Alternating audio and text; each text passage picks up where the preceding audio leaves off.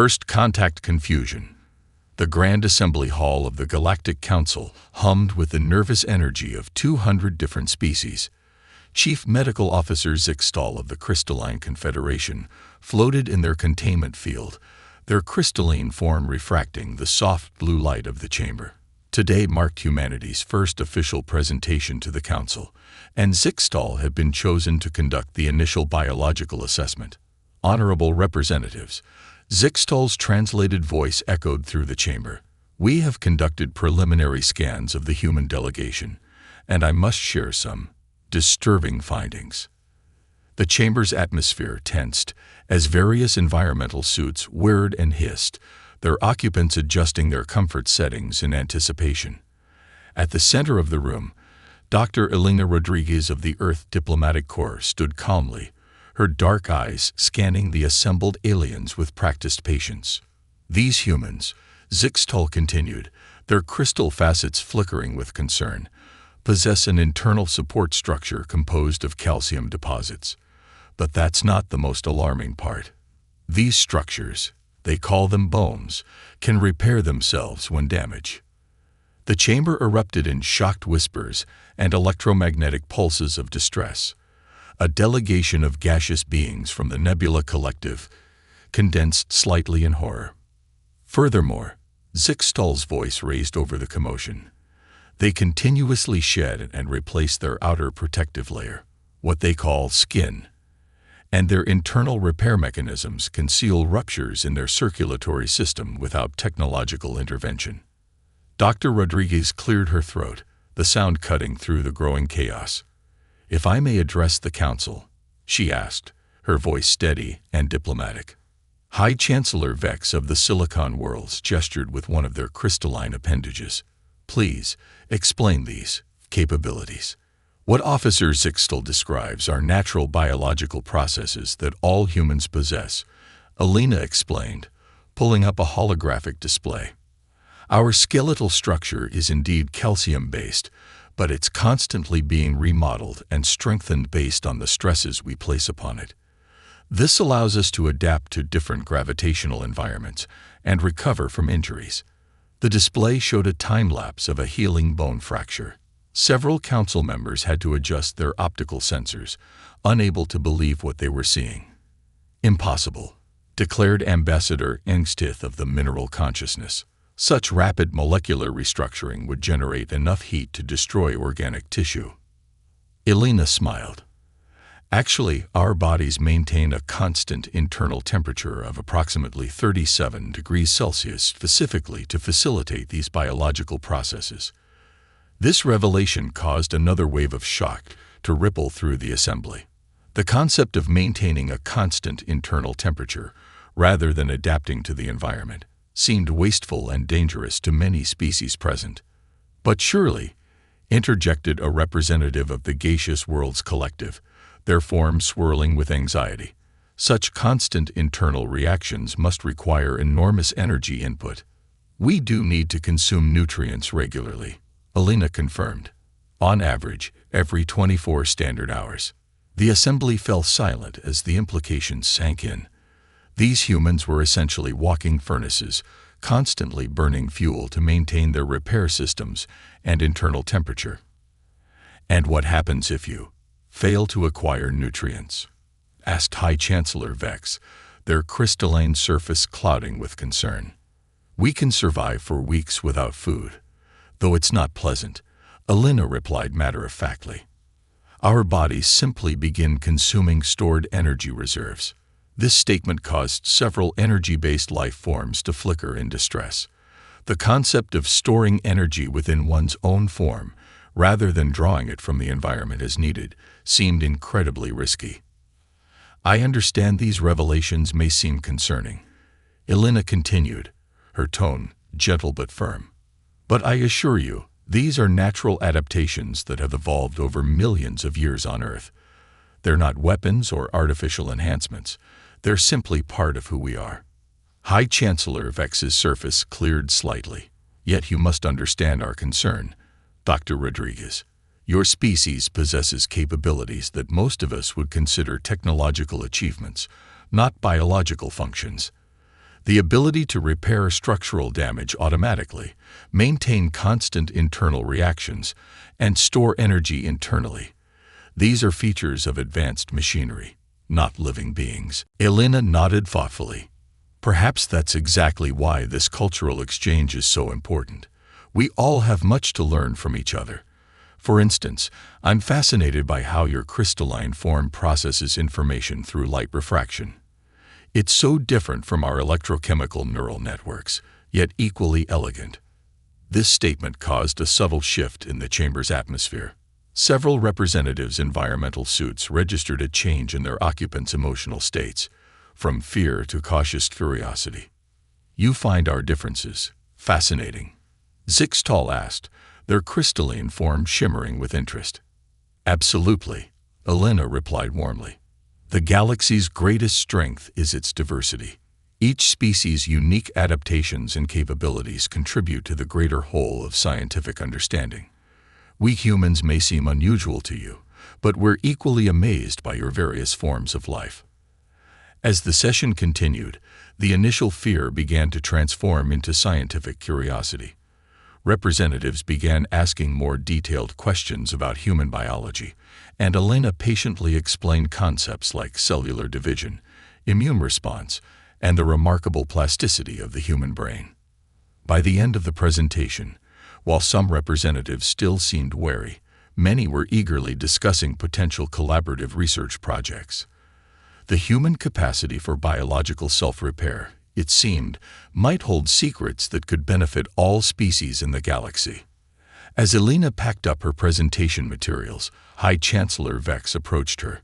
Dr. Rodriguez, while your species' capabilities are unsettling, your willingness to share knowledge is admirable. Perhaps we have been too quick to judge based on our own limited understanding of what constitutes normal biological functions. Elena smiled. Chancellor, in my experience, normal is just what we're used to. The universe is far too vast and wonderful for any single definition of life to encompass all its possibilities. The Chancellor's crystalline surface sparkled in what Elena had learned to recognize as agreement. It was a small step, but an important one. The path to understanding between such different forms of life would be long, but today had proved it was possible. And that, Elena thought, was exactly why humanity had reached for the stars in the first place. The testing protocol. The Galactic Science Council's advanced research facility orbited the neutral space station Nexus 7, its crystalline laboratories gleaming under the light of 3 distant suns. Inside Laboratory Complex Delta, Dr. Marcus Chen watched with amusement as a group of alien scientists huddled behind a reinforced barrier, their various environmental suits and protective fields humming with anxiety. Please proceed with the consumption test, came the translated voice of Chief Researcher Zalthix, their gelatinous form rippling with scientific anticipation. Marcus picked up the glass of orange juice sitting on the sterile table before him. You're sure you want me to drink this? It seems to be causing quite a bit of concern. That container holds a highly corrosive citric acid solution. Zalthix responded, their translator struggling to convey their mixture of horror and fascination. We must document your species' alleged ability to process such dangerous substances. Suppressing a smile, Marcus lifted the glass to his lips and took a long, satisfying drink. The sweet tart taste of fresh orange juice was a welcome change from the nutritionally complete but bland food packets they'd been living on for the past week. The observation room erupted in a flurry of activity.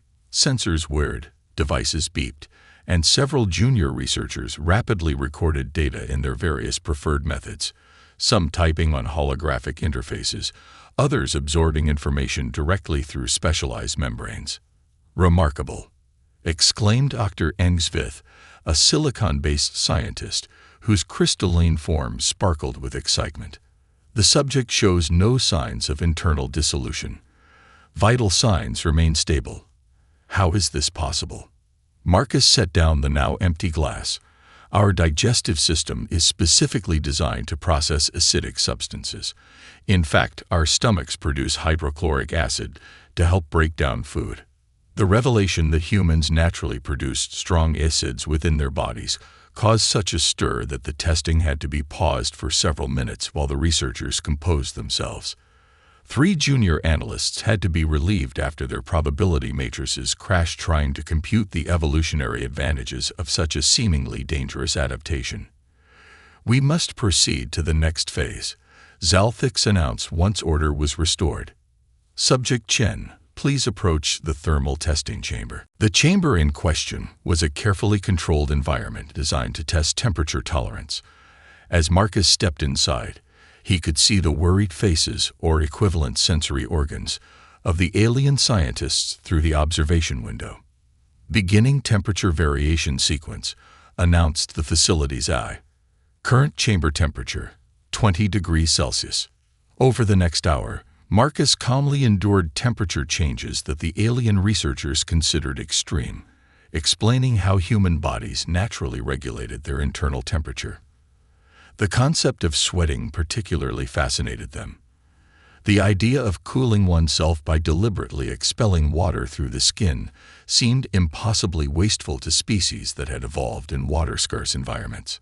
"But how do you prevent total molecular dissolution?" asked a puzzled energy-based researcher, their form flickering with confusion. "Our cells have mechanisms to maintain their integrity across a pretty wide temperature range," Marcus explained. "Plus, we can consciously adapt our behavior and clothing to help manage our temperature." The testing continued through the day, each new revelation about human biological capabilities causing equal parts amazement and concern among the galactic scientists. They discovered humans could digest a vast array of organic compounds, neutralize various toxic substances through their liver, and even safely consume trace amounts of materials that would be lethal to other species. "I think I'm beginning to understand," Zalthix said during a break in the testing. Their gelatinous form had gradually shifted from its earlier anxiety purple to a more contemplative blue. "Your species evolved on a planet with such diverse environmental challenges that you developed these remarkable adaptive capabilities." Marcus nodded. "Earth has gone through many changes over the millions of years of human evolution. Our ancestors had to adapt to everything from ice ages to tropical conditions, from scarce resources to abundant ones. It made us incredibly versatile. But surely such adaptability comes at a cost," Dr. Engsvith interjected, their crystalline surface refracting light in a pattern that indicated deep thought. "The energy required to maintain such complex biological systems must be enormous." "That's true," Marcus acknowledged. "We need regular sleep, constant nutrition, and our bodies can fail if pushed too far. We're not invincible. We're just resilient." As the day's testing concluded, Marcus noticed a subtle shift in how the alien scientists regarded him. The initial fear had given way to something closer to respect, tinged with scientific curiosity. They had begun to see human biological capabilities not as threats, but as remarkable adaptations worthy of study. "We have one final test scheduled," Zalthix announced, their form rippling with what Marcus had learned to recognize as excitement. "Our preliminary scans indicated something extraordinary about your neural tissue, but we need to confirm." Before they could finish, an alarm blared through the facility. The main viewing screen activated, showing a feed from the station's external cameras. A ship of unknown configuration had just dropped out of faster-than-light travel nearby, its intentions unclear. "Security alert," the station's AI announced. "Unknown vessel approaching. All non-essential personnel please proceed to designated safety areas." Marcus watched as his alien colleagues quickly moved to secure their equipment and research data. Whatever was happening, he had a feeling that the galaxy was about to discover yet another surprising thing about humans: their ability to handle a crisis. The next phase of testing, it seemed, would have to wait. But as Marcus helped the science team prepare for possible emergency protocols, he couldn't help but smile at the irony. Just as the galactic community was beginning to understand and accept human biological uniqueness, they were about to witness firsthand how humans performed under pressure. Crisis management. The emergency lighting cast an eerie purple glow through the research facility's corridors as Marcus Chen helped secure sensitive equipment.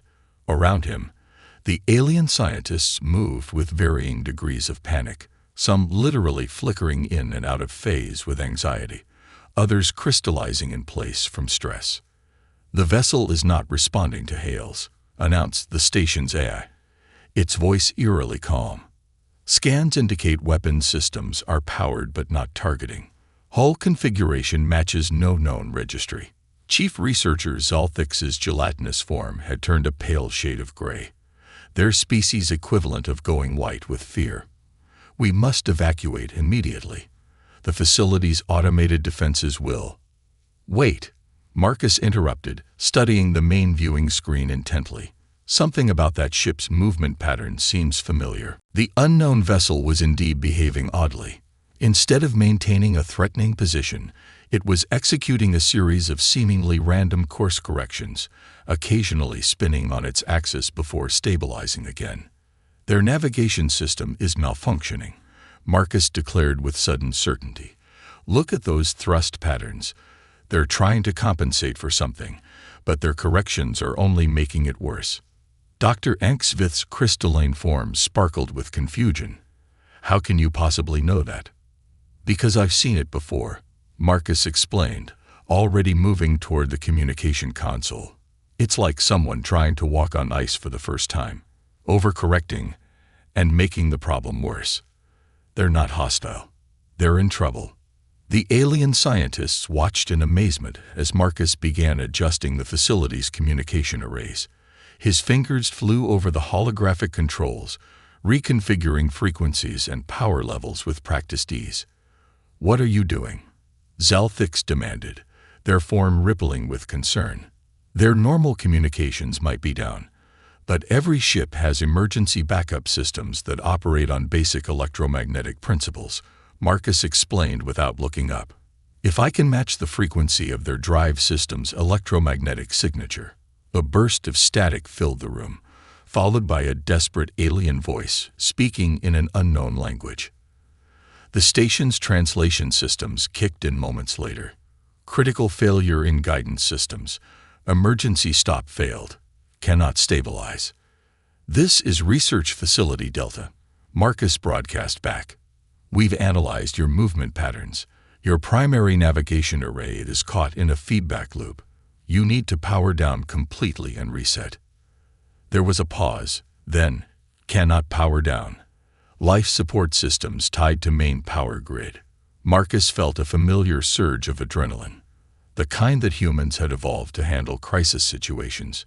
His mind raced through possibilities, drawing on both his technical knowledge and his species' remarkable ability to find creative solutions under pressure. "Listen carefully," he transmitted. "I'm going to guide you through an emergency stabilization procedure. It's not elegant, but it will work." Over the next 20 minutes, Marcus talked the alien ship's crew through a series of precise thruster burns, using the same principles that ancient human sailors had used to stabilize ships in rough seas. The alien scientists watched in fascination as he combined ancient nautical knowledge with modern space navigation, creating an impromptu solution to a problem none of them had encountered before. Finally, the ship stopped its erratic movements, holding steady relative to the station. A collective sigh of relief, expressed in various species-appropriate ways, swept through the control room. "Remarkable," Zalthix observed, their color returning to normal. "You created a solution by applying principles from your planet's maritime history to a space navigation problem. How did you know it would work?" Marcus smiled. "Humans have a long history of adapting old solutions to new problems. Water navigation and space navigation have more in common than you might think. They both involve moving in 3 dimensions while dealing with momentum and external forces. But the stress levels we recorded from your biological readings," Dr. Angsvith interjected, their crystalline surface refracting with curiosity. "You were experiencing significant anxiety, yet your cognitive functions seemed to sharpen rather than deteriorate. That's the fight-or-flight response," Marcus explained. When humans encounter dangerous situations, our bodies release chemicals that enhance our physical and mental capabilities. It's another evolutionary adaptation. The alien scientists exchanged meaningful looks, or their species equivalents. They had just witnessed yet another unique aspect of human biology and psychology: the ability to function effectively, even optimally, under high-stress conditions. As the facility's security teams began coordinating with the now stable vessel to provide assistance, Zalthix approached Marcus with a new respect in their posture. "We have been studying human biological capabilities in controlled conditions," they said, their translator struggling to convey the complex emotions in their tone. "But perhaps we should have been paying more attention to how these capabilities manifest in real-world situations." Marcus nodded. "Laboratory tests are important, but they can't fully capture how different species adapt to unexpected challenges. Sometimes you need a crisis to truly understand capabilities." "Indeed," Zalthix agreed. "Though I must admit, your species' tendency to treat dangerous situations as opportunities for innovation is both admirable and somewhat terrifying." "That's humanity in a nutshell," Marcus laughed. "We see problems as puzzles to be solved, dangers as challenges to overcome. It's got us into trouble plenty of times, but it's also how we've survived and progressed."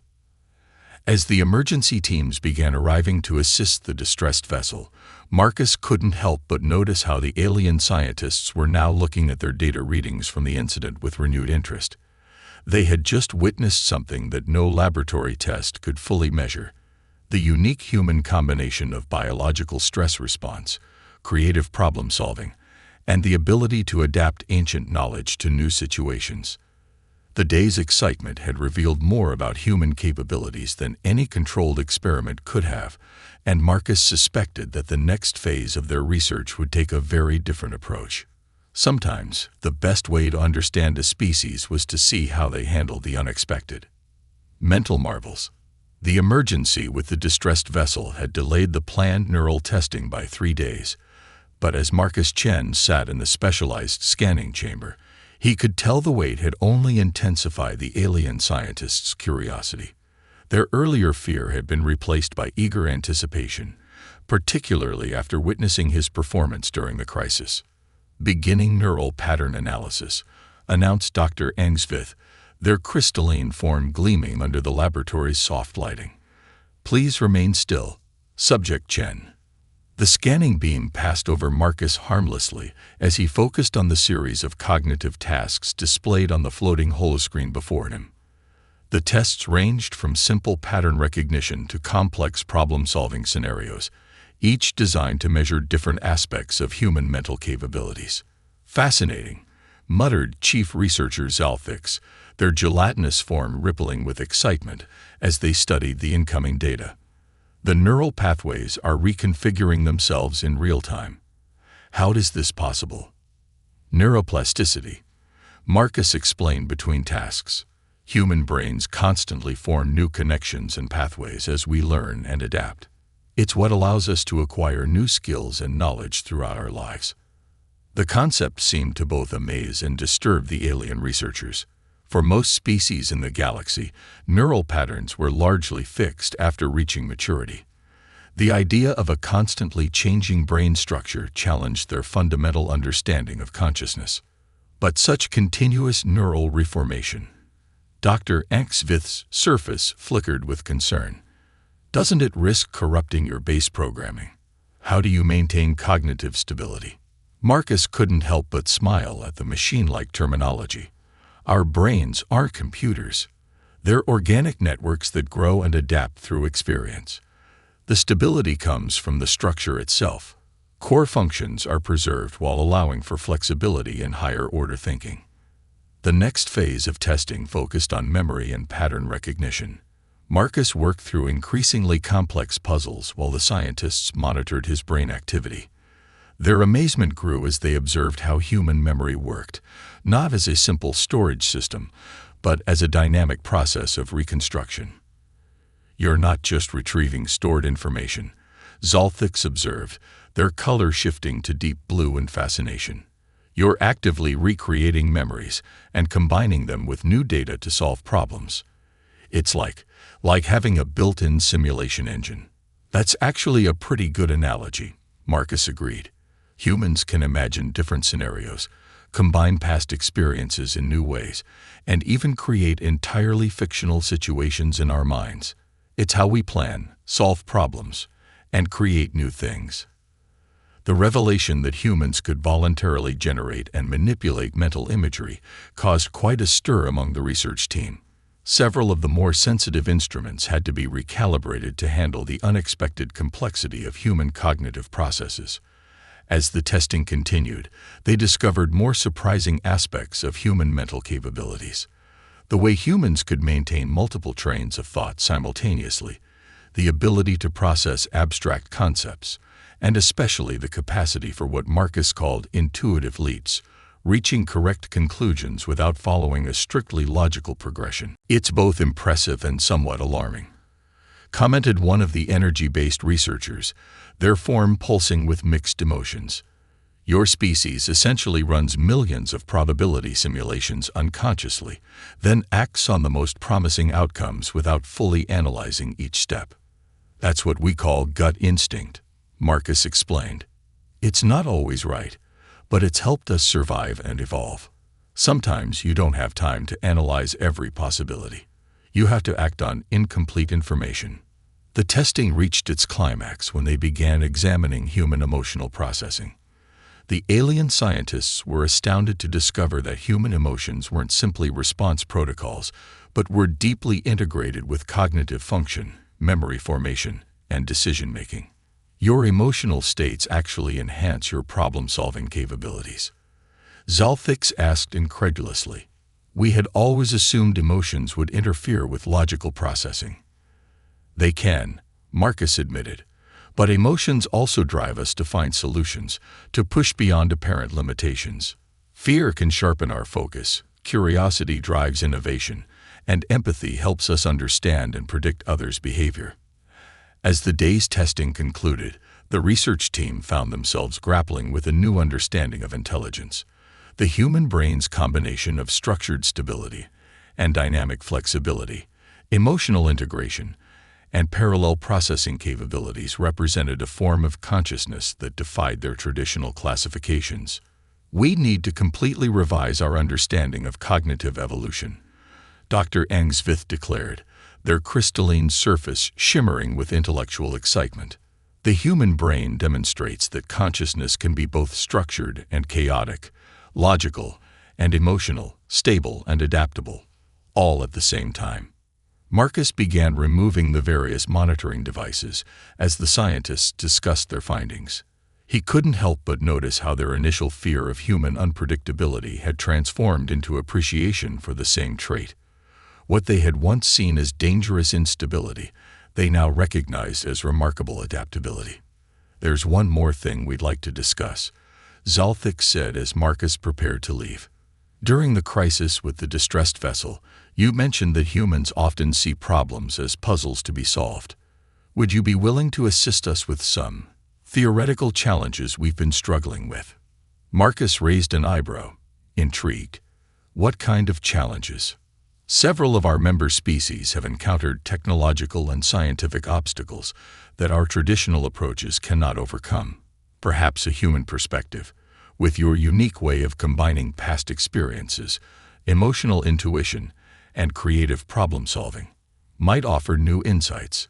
Looking at the eager faces and equivalent sensory organs of the alien scientists, Marcus felt a familiar surge of curiosity and excitement. This, he realized, was how humanity would truly prove its worth to the galactic community, not through raw capability, but through the unique way humans approached problems and imagined solutions. When do we start? He asked, already feeling his mind beginning to race with possibilities. Galactic breakthroughs. 6 months after the initial testing protocols, the Galactic Science Council's advanced research facility had transformed dramatically. The once sterile laboratories now buzzed with collaborative energy as human scientists worked alongside their alien counterparts, tackling problems that had stumped the galaxy's greatest minds for centuries. Marcus Chen stood before the assembled council, his heart racing with excitement as he prepared to present their latest findings. Behind him, Chief Researcher Zelthix and Dr. Engsvith waited with barely contained anticipation. Distinguished members of the council, Marcus began, what we initially perceived as limitations in human biology have led us to breakthrough discoveries that benefit all species. The holographic display activated, showing a complex molecular structure rotating in the air. By studying how human bodies maintain homeostasis across varying conditions, we've developed a new class of adaptive materials. These substances can alter their molecular structure to protect different species from environmental hazards, much like human skin adapts to different conditions. The council chamber filled with impressed murmurs as Marcus continued, but perhaps our most significant breakthrough came from an unexpected source: human sleep patterns. This announcement caused a stir. The concept of humans regularly entering an unconscious state had initially terrified many species, but their understanding had evolved considerably. By studying how human brains process and consolidate information during sleep, we've developed new data processing algorithms that mimic this pattern. The results have been extraordinary. Marcus gestured, and the display showed a series of computational models. Systems using these algorithms are 300% more efficient at pattern recognition and problem-solving than traditional methods. High Chancellor Vex's crystalline form sparkled with interest, and you attribute these breakthroughs to human biological processes. Not just the processes themselves, Marcus explained, but our understanding of why they evolved. Human biology isn't just about survival, it's about adaptation and efficiency. Every seeming weakness contains hidden strengths. Zelthix moved forward, their gelatinous form now a confident shade of deep blue. If I may add, the human approach to problem-solving has revolutionized our research methods. Their ability to draw connections between seemingly unrelated phenomena has opened entirely new avenues of investigation. Dr. Engsvith chimed in, their crystalline surface refracting with excitement. The human concept of intuitive leaps has proven particularly valuable. By combining logical analysis with what humans call gut feelings, we've solved theoretical problems that have stumped our best minds for generations. Marcus nodded appreciatively at his colleagues before continuing. But perhaps our most important discovery isn't technological at all. It's the understanding that our differences, the very things that initially caused fear and confusion, are actually our greatest strength. The holographic display shifted to show a complex network of interconnected nodes, each representing a different species' contribution to various research projects. Every species in the galaxy has evolved unique solutions to life's challenges. By combining these perspectives, we're achieving things that none of us could accomplish alone. A member of the gaseous world's collective shimmered with curiosity. You suggest that biological diversity itself is an advantage. Exactly, Marcus confirmed. Think about how the crisis with the distressed vessel was resolved.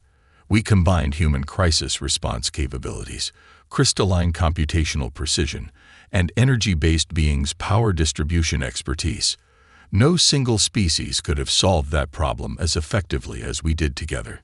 The council chamber fell silent as the implications sank in. What had begun as a cautious study of potentially dangerous human biological traits had evolved into something far more significant, a new understanding of how different species could complement each other's capabilities. We've only scratched the surface, Marcus continued, his voice filled with enthusiasm. Every day, we're finding new ways that human biological and cognitive traits can be applied to benefit other species, and in return, we're learning incredible things from all of you. He gestured to a final display showing a medical breakthrough that combined human tissue regeneration principles with crystalline energy distribution methods. This technology could revolutionize medical treatment for dozens of species. It's not human technology or alien technology. It's something entirely new, born from our collaboration. As the presentation concluded, High Chancellor Vex rose to address the council. When humans first joined our galactic community, many feared their unusual biological capabilities would prove disruptive. Instead, they have shown us that disruption, when properly channeled, can lead to innovation.